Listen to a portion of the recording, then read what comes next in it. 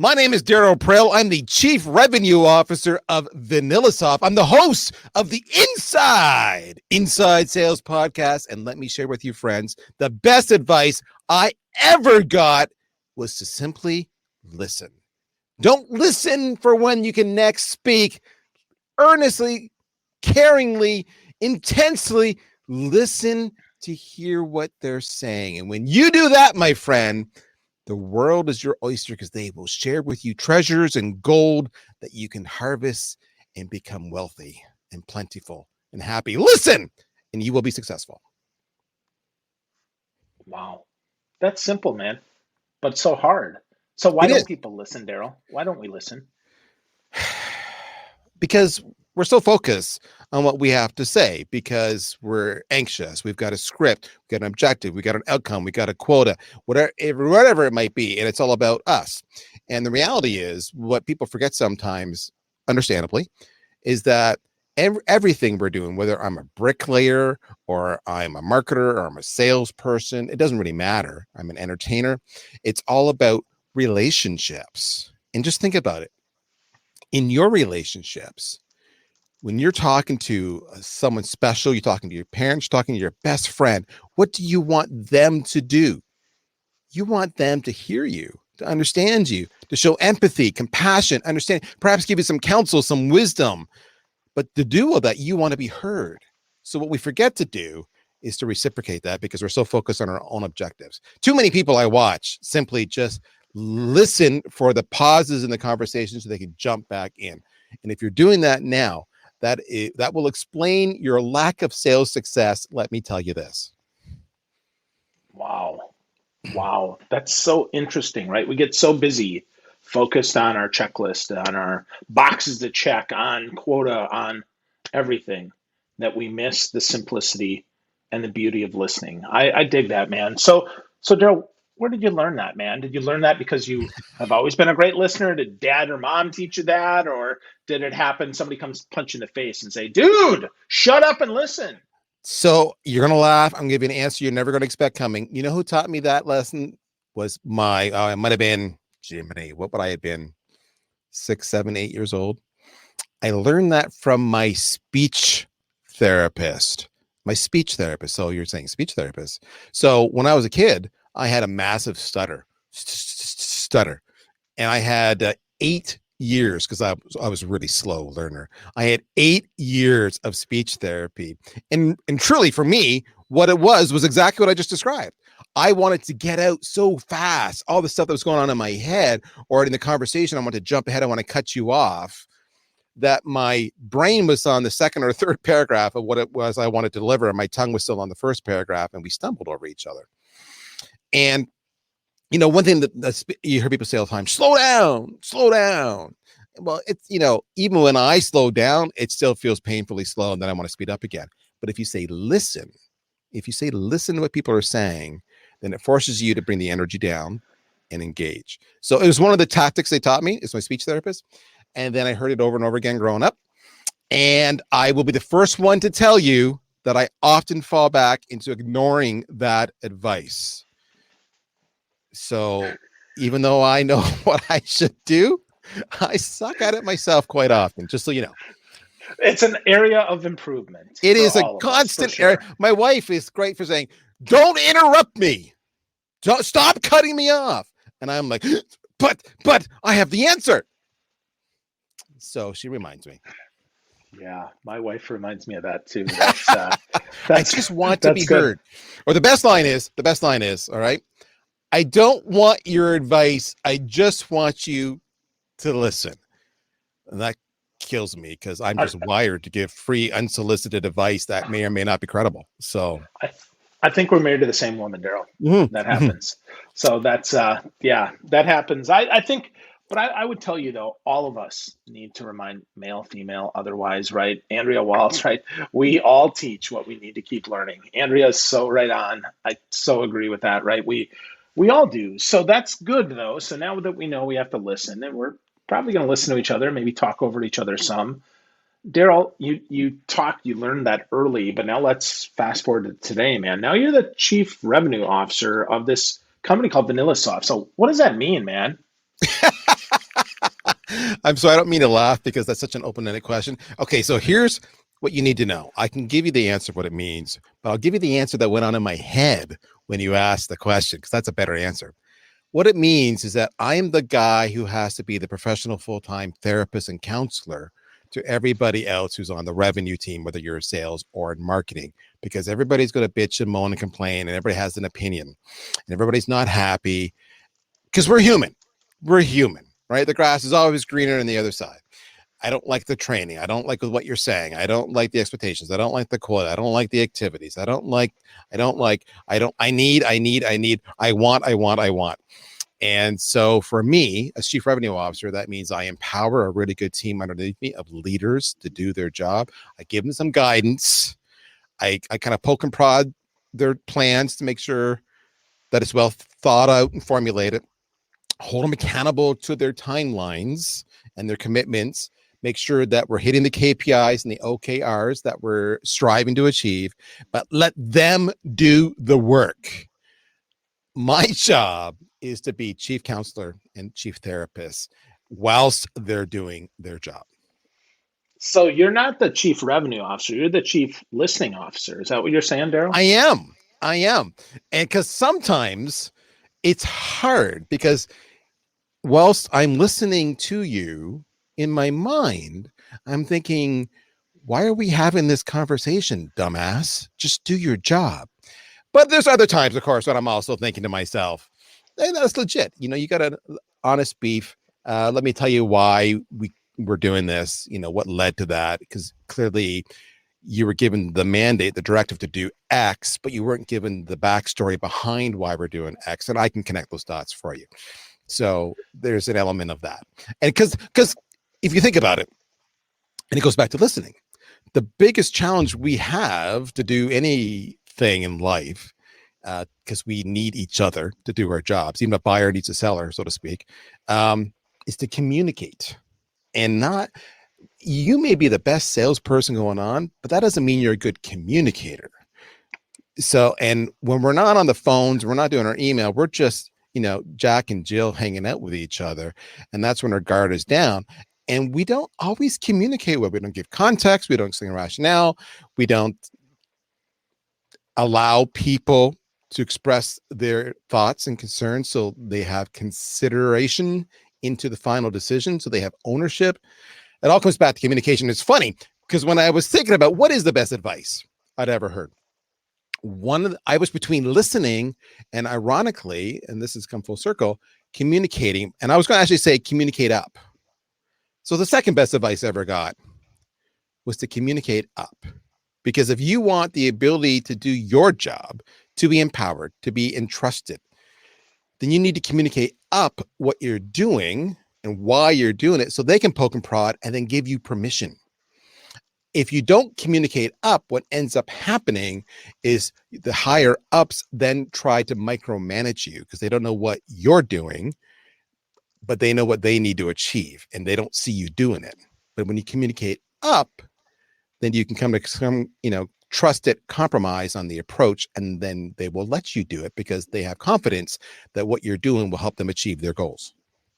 That is solid advice too, right? I think that's something that is hard and simple, right? It is hard because either we assume, like you said when you're thinking about folks, oh well, why are you asking this question? Just go do it, right? As a leader, sometimes don't we think that we want to just take action, right? Mm-hmm. Don't we ask for forgiveness instead of permission? I mean, why do we communicate up, Darryl? Talk to me more about that, man. How is that not a contrast, or how is that not intention?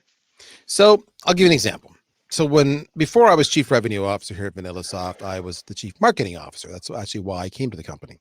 And then they were stupid in 2020 and they said, hey, you need more stress in your life. Here's this job title. And I was even more stupid. And I said, thanks. I'm wrong with that.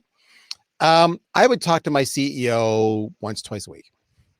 How's it going? Yeah, we're having good. Yeah, we're on the show. Yeah, we got printed. Yeah, we got somewhere. Yeah, the leads are going great. That was kind of it. And because there was a good rhythm, it was fine. Life was grand. No shortage of leads. He trusted me. I trusted him. When I became CRO, clearly that was a transition in the upper ranks. So that means I was brought in to fix an existing problem that was perceived in the organization, and they wanted me to move forward with it. So why did I communicate up? My communication went to 2 and 3 and 4 times a day, every single day. Because what I would do is I would communicate up my challenges, communicate up my observations, get their feedback, this back and forth. Because what you want is you want the stakeholders who control or influence your role to have a sense of ownership. You want them to buy into what you're doing. So you're right. You can beg forgiveness, and you can still do that a little bit. And here's the funny part is it's actually really easy to do your own thing and to even be so bold as to make brash decisions that don't factor in others because you think, damn it, that's the right thing that needs to be done. When you're communicating up all the time, because all the stakeholders individually feel like they contributed to your decision. Therefore, they take ownership in what you're doing right now, right? So if I were to talk to my head of support, and my head of support said, sales is not setting expectations on the product's functionality when they're selling it, and we're getting a lot of after sale calls because they're not happy with the product because they feel misled. That doesn't happen at VanillaSoft, but let's just say that happened.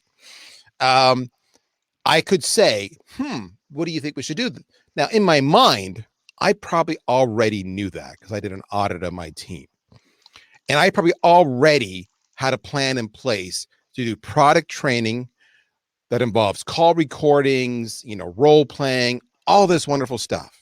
But now I can communicate back because I could just say, oh, you're just bitching and moaning and leave it with me. I got this under control. And then they get ticked off because they don't feel heard. Remember, we started off by listening. Or I can go back to them and say, okay, so I thought about what you said. And because of what you said, I'm going to implement some product training and I'm going to do some role playing. Would you like to be part of that? No, Darryl, I trust you. Just fix it. I'm there. So then when I go to the actual executive meetings and I say, okay, so budget change, I need to go spend $25,000 on some instructional training software, and I may need to hire an actual instructional designer. Let's vote on it. The head of support says, I'm with Darryl. Why? Because I communicated up. They felt heard. I'm serving a problem they perceived that was affecting their job performance. When I ask for more money, they're advocating on my behalf. That's the power of communicating up. When secretly, all along, I'm pretty self-aware of what's going on with my team, and I knew what I needed to do. So again, you start to see how this works. I'm just kind of making sure everybody has their input. They feel heard. And every once in a while, I am going to hear something because we open up by listening. I'm going to hear something that I'm going to play back to them and go, that's really interesting. I knew we needed training, but I didn't know it was affecting the call support issues. That's news to me. Okay. So now when I'm teaching the reps why we need to do this, they're like, oh, we got enough training already, more training. I'm going to say, do you know that we have higher churn because we're misleading them on its capabilities, and support's call volume has gone through the roof, and they've had to hire more people to staff that up, all because we're not doing it right from the get-go. That's why we need to better do this. Oh, okay. I've got context now. Okay, good.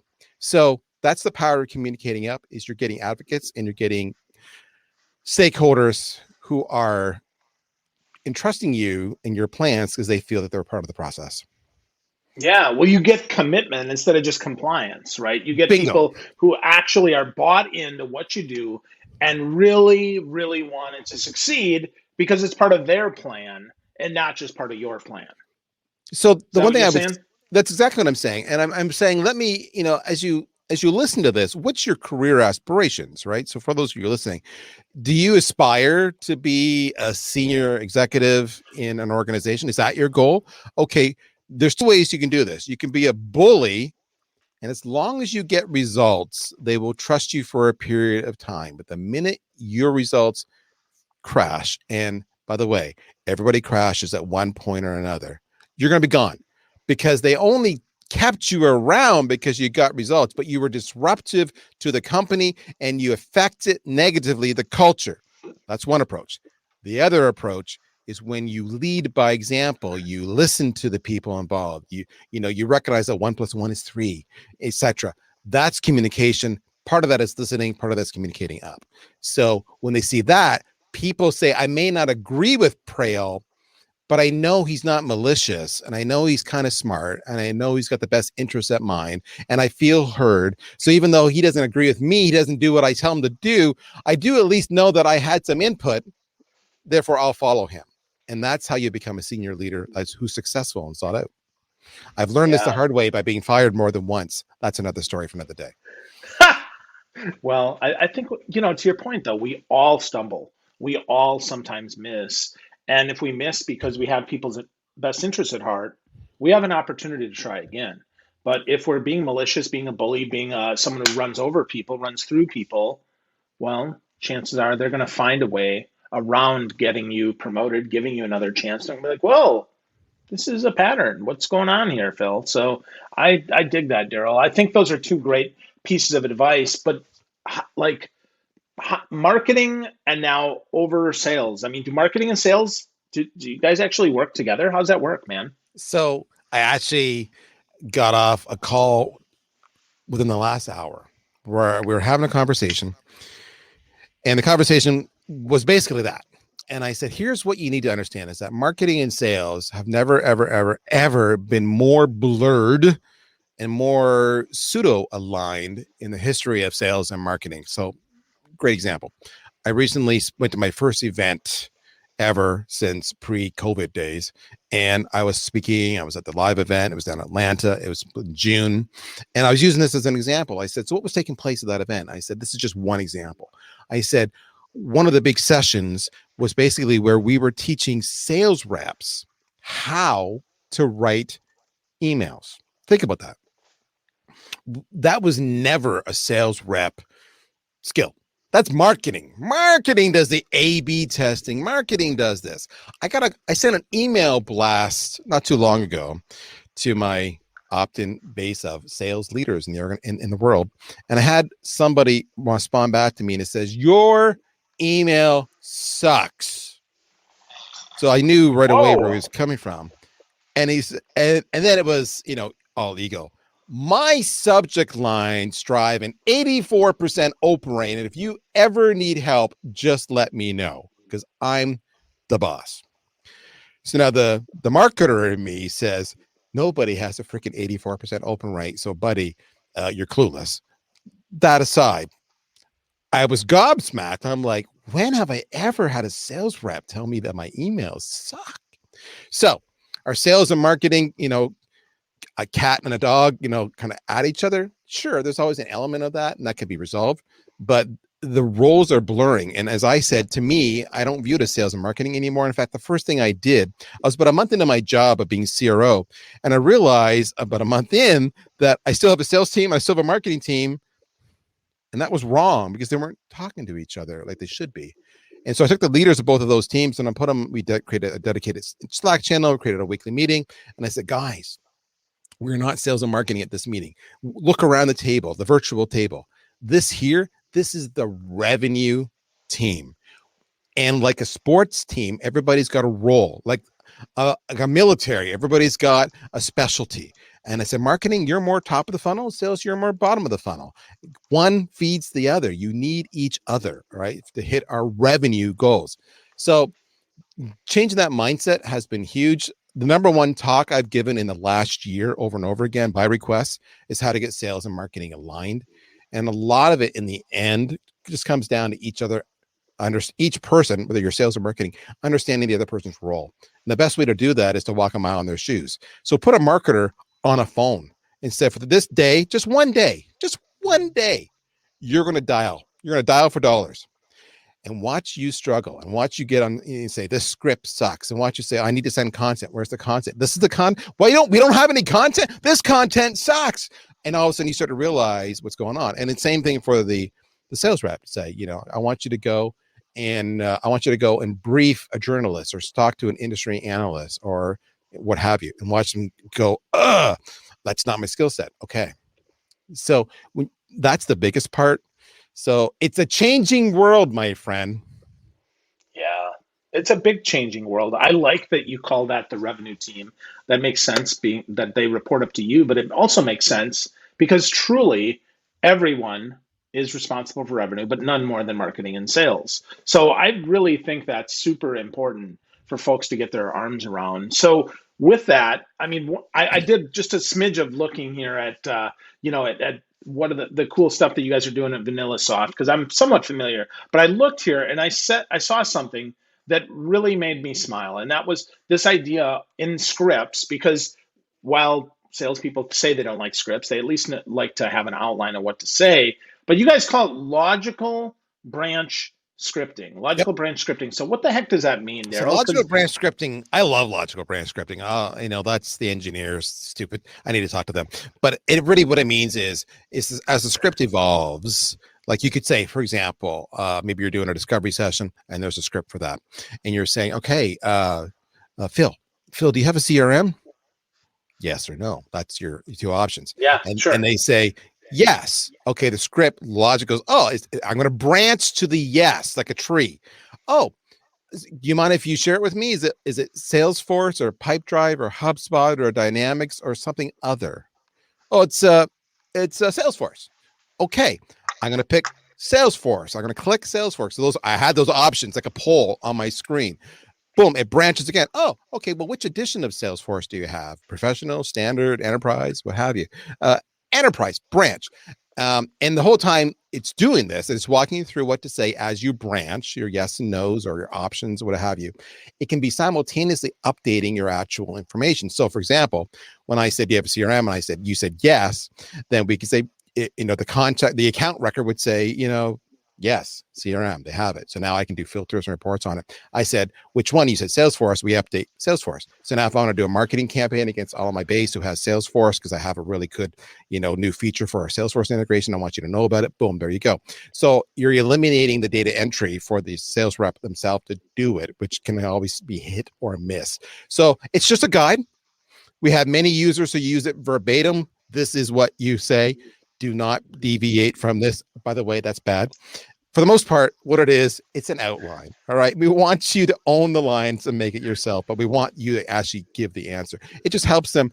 What I find about scripts, I've heard this best because I fought with many people about it. Benjamin Dennehy and I, the UK's most hated sales trainer, had a whole webinar about this. And he called me a sissy because I was pro script and he was anti-script. And he's stupid. So there we go. But I love him. The biggest thing I see over and over again is it's just what scripts do is make sure you don't miss anything, right? So you can go off on your own tangents, but you're like, oh shit, I forgot to ask about the CRM because it's in the script. I can see that. I can go back and it's a reminder. So I'm a big script guy. I am not a big read the damn script verbatim like a robot guy. Good. Well, so it sounds to me like logical script branching is something that I learned about when I was a kid, and that is a choose your own adventure book. If this, yes, then pick this, right? I mean, and yet it seems so darn obvious. Did you sit in front of the computer?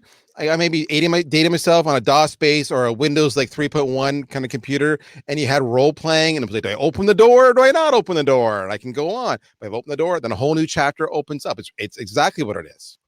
Where in the world is Carmen Sandiego? Yeah, of course, dude. On an Apple IIc in the library, 7th period, 8th grade. See, you got it. Man. You got it. Missed. Yeah, of course. Missed. Great game. There we go. I'm sorry. I'm dating myself too. For sure. No, but all of those, right? And that's really that's really helpful to sales because A, it tracks it. So your boss is happy. Yep. B, it tracks it so that you can go back and query it and say, what happened this week? Oh, I'm talking to 37 CROs and this is what they responded with. So now you've got some insight. And third, it helps you not stumble so much because you know that it's right there. And if you listen, you can pay attention and you can hear where it logically needs to go. Am I getting this logical script? You're totally getting it right. But the funny part, I was on a podcast recently with my good friend. I'm Mr. Name Dropper, by the way, so just ignore me. My good friend Michael Bedone, and I love it because Michael was sharing. He goes, people are afraid of the phone, so they're using the phone, and he goes, and this is what happens every time someone actually answers the phone. No, and they're like, "What do I do?" Right? And it's legit. We've all been there. It's like you go like, oh, stage fright. Line, please, line. And the script, the logical branch scripting is that person in the wings saying, Wherefore art thou, Romeo? Say it now, that way. That's the beauty of it. We've all been there. But it's also equally great for discovery. Like it says, you make sure you cover off all the bases and identify all the pain points. That's where I'm a big fan of it there in the discovery process, because you can go off on tangents, right? So that's the beauty, is you can go off on all this tangent. So even though the script's in front of you, you can go off on all these tangents and then come back to the script, 5 minutes later, and carry on the discovery. Because obviously a script is not going to be able to anticipate every branch you could possibly go to with a prospect, and that's okay. From the marketers, though, why they love it, this is something we never talk about. Why they love it is twofold. Because the marketers or the rep ops people, the ones who are actually pulling the list quite often and actually doing the reporting, the analysis, and which markets are performing better for us, and where do we have better conversion rates, and what do we need to focus on, and average deal size and deal acceleration, how much we at every single stage. All that is data that's captured through the script, which is killer. So now they have the data they got to report against and have real numbers. But the real reason they love it is because what they've done is the marketers, remember we said we're revenue teams, and marketers, your top of funnel, sales, your bottom of the funnel. So what they've done to attract the people is they've done all the advertising, the pay-per-click, the events, the content, which drives the people to the website, and on the website, like you are right now, looking at all the content. And so the prospect is already being indoctrinated in certain keywords and messaging and value props and benefits and unique selling propositions. And it's because of that they've said, yes, I'll take your call, because they saw something they like. So now if the sales rep goes off and uses a completely different vocabulary or benefit statement, then it confuses the hell out of them. And that's when you have a massive, drop in conversion rates, because I'm like, this is not what I thought. I thought I was here for X and you're talking about Y. So in the scripts, we get to put the same language, the same benefit statements, the same, unique selling propositions in there. And then you could even get more personalized based on the ideal customer profile or the persona. So they're speaking to the pain points and everything else. And when you're a new rep joining a company fresh, you don't know who the ICP is or who the personas are and why they care about your product or service. So having that safety net there, it's just goodness all around for marketing, for sales. And that's what brings us back to being a revenue team and why we like each other. Yeah. Well, and it just makes so much sense for sales to use what marketing has done instead of trying to create it themselves, because that's what they do best. I mean, certainly they should write an email, they should talk to customers, they should give feedback, of course, right? But if you've done that and marketing has done their homework, together now we have harmony, right? Is that how that works? It's a peanut butter and jam sandwich, all right? But here's what you're going to hear. You're going to hear the sales folks say, yeah, but what marketing says is bull. It's bull cookie. It's not good. It's wrong, because I'm talking on the phone.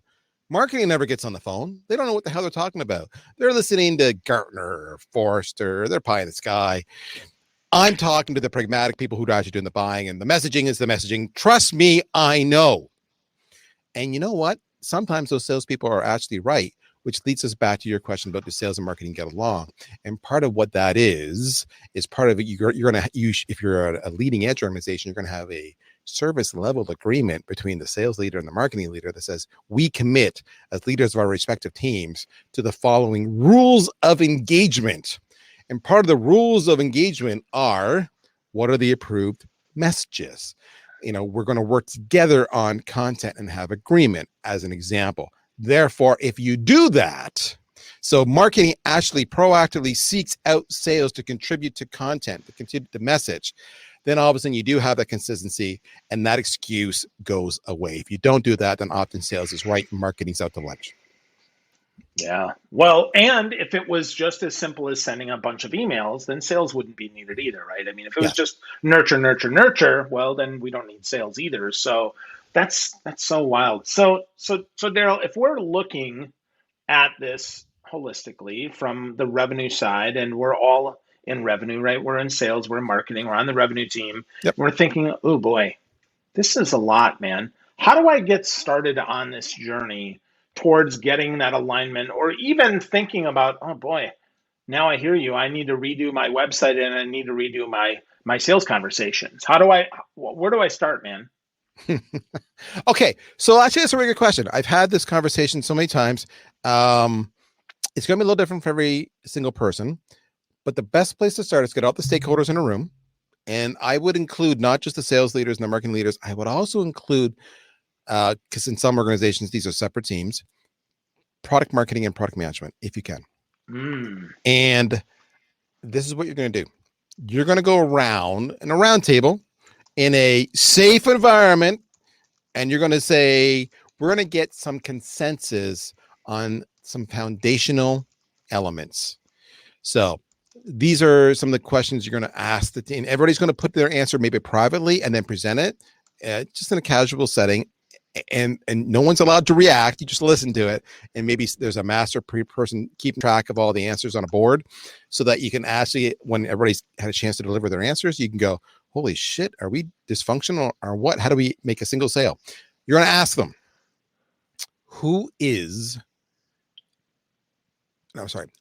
what markets do we sell into? Industries, verticals. Who is our target ideal customer? Small, medium, enterprise. Define who they are. What is their ideal customer profile? Job title, etc.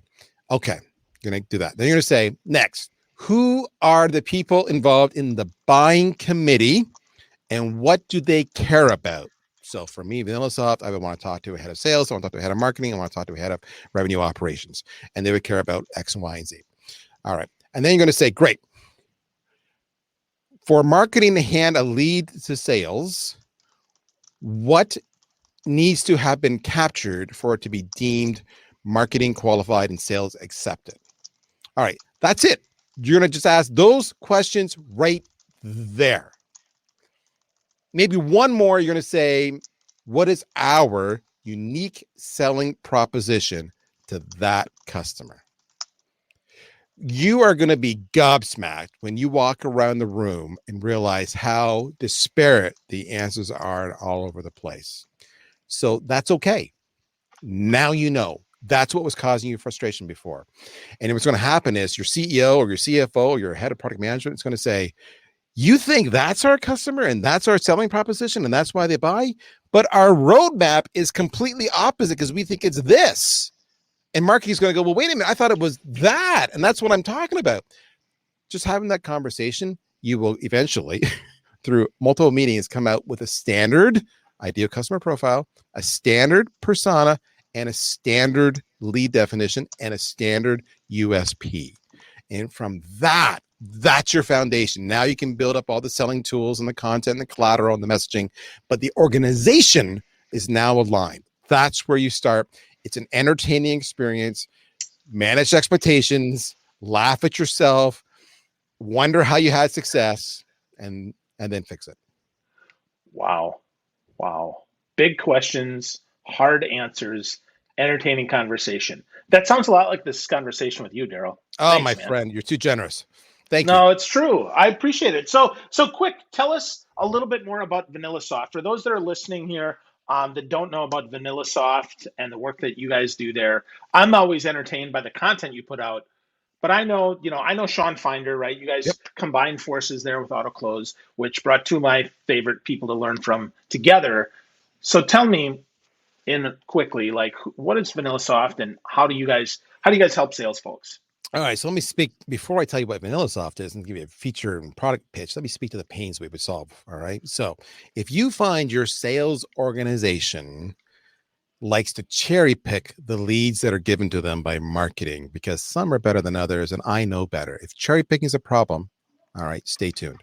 If you find your sales team takes a long time to follow up leads that have just been handed off to them, even though we all know you should respond to them within an hour, statistically, stay tuned. If you find your sales reps make 2 to 3 attempts per lead and then they kind of give up, even though we know you should do 9 to 12 before you'll ever have success, according to all the stats and research out there, you've got a problem. If you know you've got sales reps who are afraid or blatantly avoid specific channels, maybe they are afraid of the phone and never use it. It's all email, baby. Or maybe they're afraid of social. And because of that, there's a third or more of your target prospects that are not responding to you because you're not at the channel where they hang out. You've got a problem. All of that plus more is what we solve. We do a thing called sales engagement. Sales engagement is simply, in its simplest way, it's a multi-channel, phone, email, social, direct mail, video, whatever, outreach to your prospects over a defined cadence or sequence, i.e., 7 touches in 7 days, 12 touches in 18 days, as an example, so that your reps actually talk to more people and have more conversations and more pipeline. And that eliminates cherry picking. It eliminates slow response, speed to lead. It eliminates all of the 2 or 3 attempts. It eliminates sticking to 1 or 2 channels only because they're afraid of the other ones. That's what it does. And it would really, you kind of typically would have marketing uses marketing automation, your SDRs and BDRs use sales engagement, and then your AEs often will use a CRM. That's the typical tech stack. We would compete with companies you may have heard of like SalesLoft and Outreach. We specifically are in a different market. We tend to focus on SMBs, small to medium-sized organizations, not enterprise companies. And we focus on real-world industries. So while we do high tech, that's kind of a secondary market for us. We're into things like insurance, finance, higher education, not-for-profits, manufacturing. There you go. That's the pitch. How'd I do? That was great, man. That's good. So, I mean, sales engagement is so important, and I like the way that you defined it, the way that you did, right? That it's multi-channel, that it's outreach, right? Defined cadence, sequence, script, whatever you want to call that, right? And getting people to actually do what is proven to work, even if they maybe don't like it, and making it easy for them to do. So I really dig that, Darryl. I think there's a lot there. And I think there's a lot of stuff you shared today, man, about listening, about communicating up for sure.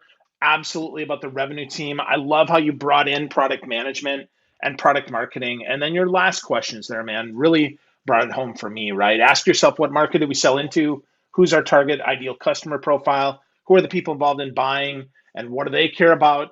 And then what needs to be captured to make things accepted, qualified, and actually a real lead around that unique selling proposition. So powerful stuff, Darryl. I appreciate all of that. If folks want to ask you questions, if they want to connect with you more, where would you have them go? Obviously, they could go to vanillasoft.com to learn about them, but where do they learn more about the amazing Darryl Praill? I don't know. I've never met him, but if you want to talk to me, then you can go to LinkedIn or Twitter or Instagram or Facebook and just go to Google and Google Darryl Praill. You can go to darrylpraill.com. Lots of ways. Don't be shy. Awesome. Awesome. Darryl, thanks for dropping some smart bombs today, man. I know you got a lot to do, so thanks so much for your time. I really value you, buddy.